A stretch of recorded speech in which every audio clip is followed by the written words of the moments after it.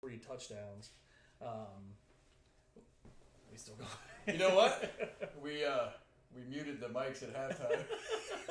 So we just said a lot of cool things. Take our word for it if you're just tuning in. Don't if you don't. But yeah, I mean, good offensive performance today. The Bucs annihilated Maryland 66-17. Revenge game for Ryan Day, getting all over. You know, not forgetting what Mike Loxley did with Chase Young a couple years ago. Yeah, absolutely. Wasn't real happy about that. I kind of forgot about it, but clearly Day didn't because he stepped on his throat today. He sure did. Henderson, 102 yards rushing on 15 carries, 2 touchdowns on the ground, caught another touchdown pass, looked outstanding. We just kind of touched on it a little bit before the audio hiccup. Is he the best running back in America, in your opinion, TreyVion Henderson? He's in the conversation, right? It's him and Bijan Robinson, who's got a little bit of seasoning on him, but just this guy's ability just as a dual threat. I mean, he is a legit. Today's not the first day he's caught passes, right? Like he was doing that in the spring. He's done it in some of the previous games, and to have that kind of threat, especially in the first half where they could not get anything going on the ground. I think averaged like 3 yards a carry in the first half, something like Struggle that. bus. It was not going well for them there, which made what Stroud did all the more impressive because Maryland was stopping the run. But to your point, I mean, TreyVion is he's got 11 touchdowns through 6 games. And wasn't even the guy. No. At the start of the season at tailback. So the he's doing his thing. He's legit. Kid can ball. C.J. Stroud again, 24-33 for 406, 5 touchdowns. Monster game. You touched on how the first half Ohio State doesn't have the running game going. Didn't matter to Stroud, man. He's rolling out, making perfect throws. I think at one time he was 17 of 22 in the first half for 290 something. Yeah, 293 with 3 drops. Very easily could have been 20 of 22 at the time. Rucker had one early. A couple other guys dropped one. I think JSN had a drop. But, for some of the angsty fans that were clamoring for a backup earlier in the year, I don't know that I think that number's dwindling, right? A couple weeks ago, it was probably 100,000, 200,000 fans wanted another guy in there. Yeah, I think those folks just weren't taking into account that he was not healthy. I mean, no. He clearly, on top of the fact that he was, admittedly, obviously finding his way because he had not played much last year. Right. Hardly at all. And obviously he hadn't thrown a pass. That's been, talked about a million times. But, patience, give Ryan Day a chance. If Ryan Day says that's the guy, that's the guy. Yeah. Everybody wants to compare him to Justin Fields, in the very first game. You got to give him a minute to get adjusted, and he's looked fantastic. Yeah, if you're just joining us, we had a little bit of audio problems early, so don't rewind and listen to the first 7 minutes or so. Probably not going to enjoy that too much. The defense, man. You might, it might be better, honestly. The defense, man. I mean, this is Maryland. They're not playing Alabama, right? They're not playing Georgia, but to hold this team, and I know Maryland's down. They're probably their best receiver injured last week, Demas, and but this is a defense that's getting better. I'm trying to put the homers aside, and say this is a legit defense that's improving. Yeah, I think it's improving. I don't think it's going to be a top 20 defense nationally. We'll see. I mean, I guess it could, but I think obviously the offense is going to be what you rely on to carry this team. But I don't think there's any way you can suggest that Ohio State hasn't made defensive improvements across the board. I mean, a bunch of different things. We've talked on the radio show. We've talked here in this forum in previous weeks of just how the offense or the defense is becoming more diverse and the looks that that Barnes is calling to 2 safeties instead of just single high, a lot more zone than we're used to. How we saw the defensive ends dropping back in coverage a little bit last week. So you have to love all that. Combined with roles are just getting established. Yeah, right? Like they're finding out who the players are. You know what Ronnie Hickman's going to do. You know what Denzel Burke's going to do. Cameron Martinez coming on has been gigantic for this team. Cody Simon really looking like probably that main linebacker next to Taraja. But my gosh, we could talk about Steele Chambers for a little bit too. Wow, how good's he been? Wow, Tyreek Williams coming along and giving you a little bit more defensive tackle, and on and on and on. I don't think these guys are world beaters yet, but I would say this: Maryland's offense was certainly competent. They talked a lot about, Maryland's interceptions last week and all that kind of thing. But Maryland was averaging 32 points a game, was held to 17 today. On 12 possessions, Ohio State forced 3 3-and-outs, had a turnover on downs, and had 2 interceptions, including a pick six, which was the 4th week in a row this defense has scored points via the pick six. So you got to feel good. This wasn't an incompetent offense that they were facing today, and they did their thing. So work in progress, yes, but clearly making progress, and I think that's the thing. And you don't have, it is a work in progress. I think that's the important thing. But it's not bad defenses don't get picked 6 4 weeks in a row. Right? That just doesn't, bad defenses don't do that. Yeah. And this defense still has some work to do, but they're finding their dudes. I'm glad you mentioned that because last week Greg Schiano had in his postgame talked about how Ohio State is a team that was coming on and finding their guys. He's like, look at the running Yeah. back. He said, Yeah. I don't know if he knew his name. He said, look at 32. He's a guy they had. They didn't know who he was until they got going a little bit. Now they knew who they got there. And you're seeing that across the board, especially on defense. Yeah, 100%. I mean, a couple more numbers today. They came in averaging 469 yards a game, only had 335 today. Rushing offense averaging about little over 150. They had like 56 today, so they held them damn near 100 under their average today, and also well under their passing yardage, which was 14th in the country coming in. Yeah. They're averaging 317 through the air, even with the picks. I mean, Demas was out. They still got dudes. Yeah. Raheem Jarrett, I'd love to have him starting, right? You know? Good wideout. So they're not incompetent offensively, and Ohio State.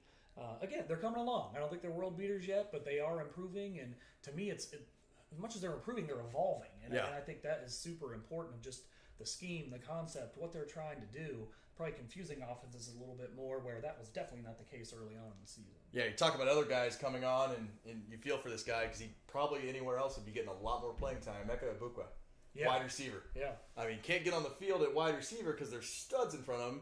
Today had 166 yards on 4 kickoff returns, second highest total in Ohio State history. Nuts, yeah, that's great. And in this day and age, when there doesn't feel like there's a lot of opportunity to return, just because of the way the game has changed, a lot of touchbacks, that type of thing. But I mean, you mentioned it, 166 yards. He had a 67-yarder, and he had a 46-yarder. I think Ohio State scored touchdowns on both of those. And when he finally did get in, receiver late in the game, he had 3 catches for 31 yards on 3 targets. Yeah. So he is going to be a load for defenses to handle once these 3 NFL guys, JSN directly in front of him, obviously in the slot. But that's next year. That's JSN and Igbukwa next year. I mean, that's pretty darn good. Yeah, it's going to be pretty good. And back to, Olave, Wilson, and Smith and Jigba today, 17 receptions on 22 targets, 307 yards, 4 touchdowns. Wow. So, pretty good day. Those guys are running open. And we talked about it at the half. I mean, Maryland was in trouble already with their top 2 corners out. Yeah. You don't want that to happen any week, but you damn sure don't want it to happen against Ohio State's passing. Yeah, not against this team. Some other defensive notes. JT Tuimoloau and Jack Sawyer each had sacks today. First time those two have had sacks in the same game. Yep. And that's a little glimpse. Speaking of the future, a little glimpse there too. These true freshmen, man, it's nuts. I mean, we could talk about TreyVion Henderson for all day with what he's done. Igbukwa, we talked about him. JTT, you just mentioned. Tyleek Williams had a PBU today. Yep. Had another pressure. Didn't get credit for the hurry because it ended up being a completion, but it was a pretty much a dead play.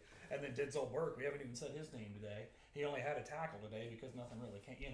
Not much came his way. Teams have learned not to throw to the guy. He's the best player in Ohio State's secondary right now. So yeah, a team that's firing on all cylinders on offense. Defense is looking better and better and better this week. Bill Connolly, the guy, ESPN's great writer, analytics guy, had a tweet the other day, and he was talking about Ohio State, and he put hashtag 2014 vibes. Are you there yet?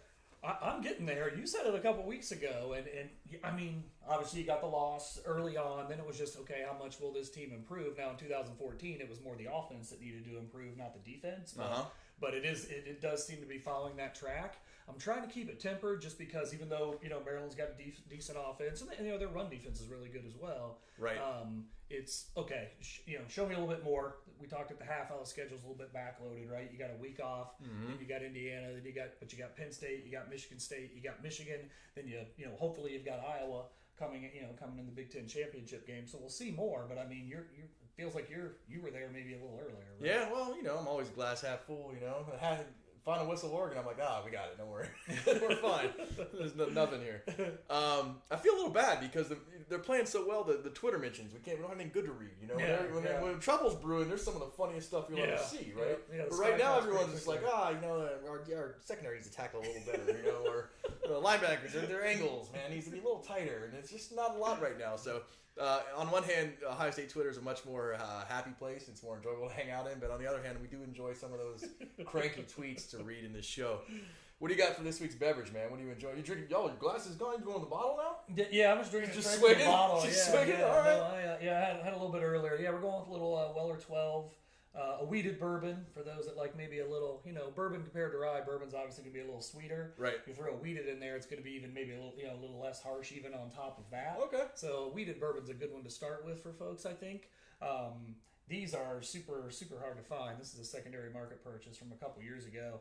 You can't go in the store and find it, unfortunately. Yeah, I'd love to do like a T-shirt bourbon giveaway on this show. Yeah. But I don't know what kind of regulations there are about giving booze away. Like T-shirt giveaway. I don't want the ATF to be like, oh, what are you guys doing? Right. But it's good stuff for a big game today. Yeah. I think you might have switched it up today. You've been on those assistant managers, but I think you switched it up. Yeah, I got Land Grant Skull Session today. Enjoying one of those. It's been pretty good for me. And hat tip to Walton Adam. Yeah.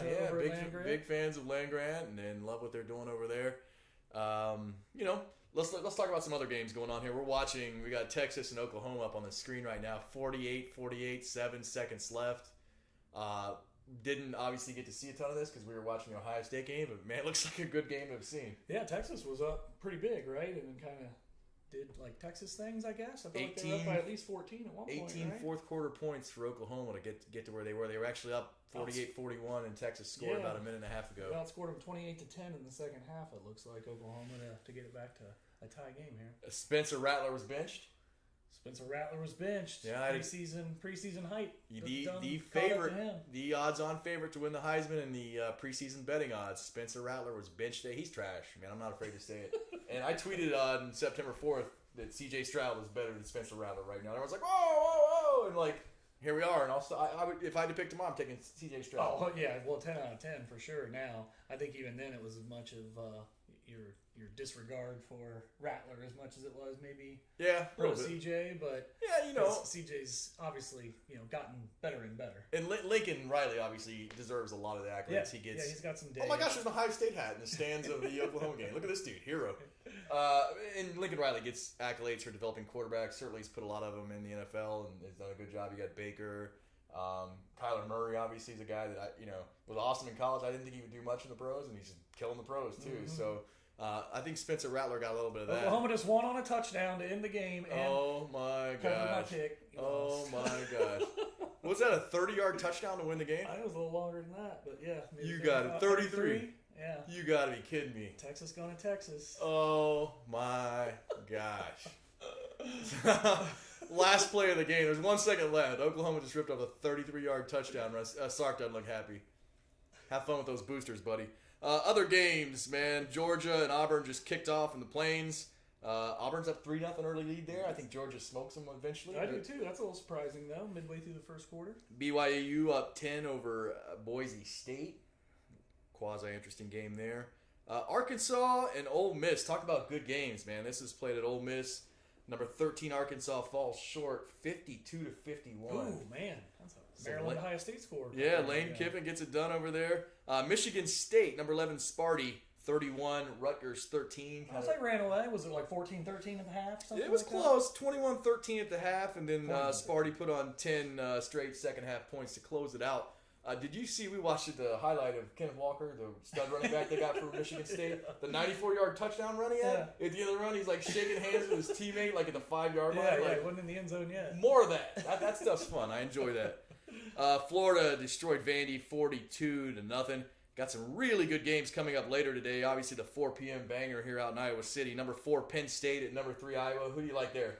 I got Iowa. I got Iowa at home. We'll see. I think Iowa's defense has been forcing turnovers like crazy. That's a tough thing to rely on, but they've been doing it every week so far. So I'll take Iowa to do it at home. Ever since we were there for the 55-24 Ohio State game. Yeah, we left that game early. Into Kinnick, I get worried. Not gonna lie, we left the game early, man. Ohio State got blown out there. We were at the game when Barrett got the pick six, like on the first play of the game, and the fans are super nice to us. Well, especially once they start rolling. They're like, "Oh, come back and drink at our place." We're like, "We're not doing shit, dude. Sorry." It was so fun because Friday night we go out in Iowa City, and that's a great town to go out in. Yeah, it's awesome. And we're at this bar called the Airliner. The Iowa pep band comes in. They're playing jazz. They're playing the horns on the tabletops and stuff. We're like, this is the coolest night ever. And we're like, we're gonna go out Saturday night again and have a lot of fun. Saturday rolled around, got blown out. Leave the game early. It looks like Kinnick is just vomiting scarlet because all the Buckeye fans are like, I'm out of here. Go back to the hotel room, and it's like, let's get some Uber Eats and watch some Murder, She Wrote or something, you know? I want to say we watch Unsolved Mysteries. It wasn't that exciting at night, man. I don't even know if we had games on. But that's a heck of a town. I'm sure the Airliner was bouncing last night, and I'm excited to watch that game. I know that's two of the best defenses in the country, and, I don't know. I like scoring, but, a good hard-fought defensive game can be fun, too. Got that one. And then number 9, Michigan, 5-0. At Nebraska, it's a 7:30 ABC game. What do you think about that? I'm still on Michigan for this one. I think that spread's a little closer than I even 2.5. thought. It's like 2.5, Yeah. right? Like, yeah, I saw Clay Travis took Nebraska, so it makes me feel a little bit better about taking Michigan. Yeah, run the other way. but yeah, I mean, I'm not going to sit there and actively cheer for them, obviously. Yeah. But I just, my feelings on Scott Frost. Right. Until he wins a game that he's supposed to, not supposed to win kind of thing, I'm not going to sit there and pick it. I'm pretty sure that Lori, your wife, used to date Scott Frost. There's got to be something more because you hate that dude. I just don't like. You hate his guts. There's all this hype, like he's not, kind of inherited some stuff at UCF and comes out like he's coming home. It's just hard to win at Nebraska, and it's only going to get harder to win there. And yeah, I don't know, just a lot of hype for he's literally done nothing. Yeah, final in the Oklahoma-Texas game: Sooners 55, Texas 48. tough L to take for those Longhorns. Horns down, man. We're gonna do some horns down. Horn breaks for them. Ohio State is off next week. So we won't be next here week, and then head into Indiana. We are looking for a sound technician for the show. So if you're listening and you want to come down here and help us out, make some money, let us know. So we're off next week. We'll be back 2 weeks. Ohio State at Indiana.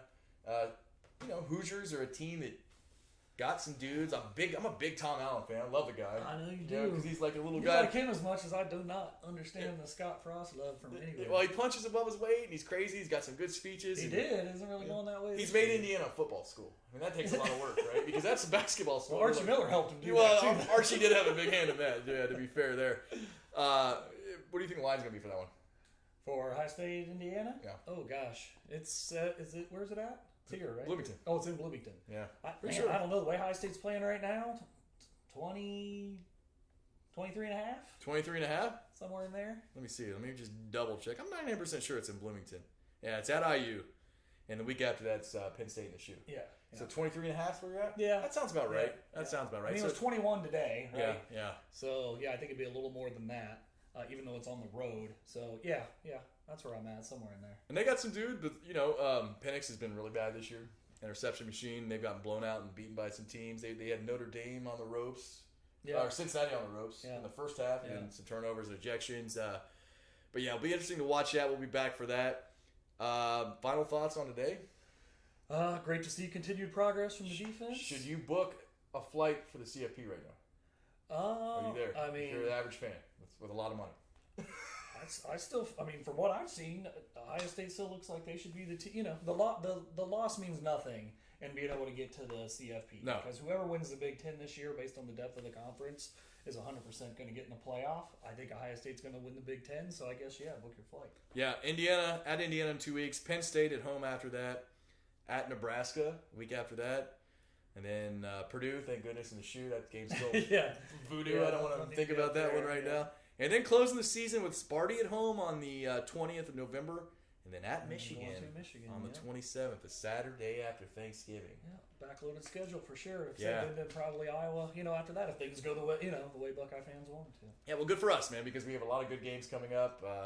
Doing this show for Akron is, good practice, I guess, but it's not exactly the most important and exciting game to do it for.